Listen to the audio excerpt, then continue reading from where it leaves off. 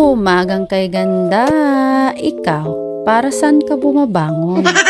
Ako, ito ang pagmasdan ng magandang ulap at ang mangga at niyog na hitik sa bunga. O diba? Ganyan din ba sa bakuran nyo?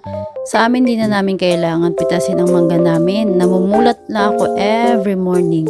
Every morning talaga meron yan sa baba. Sabi nga ni mother, ang bait ng fairing nakatira dyan o ang lakas makawan sa panatime, diba? Charan! Ang dami kong napulot.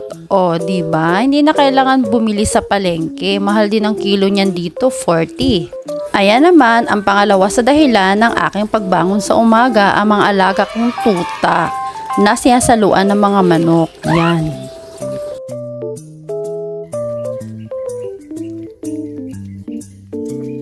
O, diba ang cute aking mga babies? Pagkatapos nilang kumain, ayan na. Askal at Shih Tzu yan, hindi lang halata kasi yung mga maliliit, diba, hindi na alagaan ng kanilang ina. Na walang ginawa kundi lang matulog sa loob ng bahay.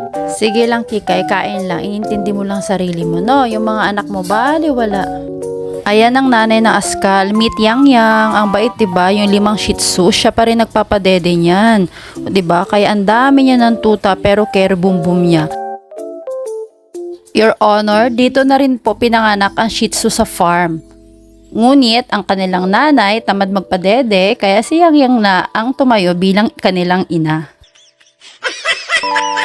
Nakakapagod ang may alaga pero stress reliever sila, lalo pa nakikita mong palaki sila, 'di ba? Ay nako, yan ang aking daily routine.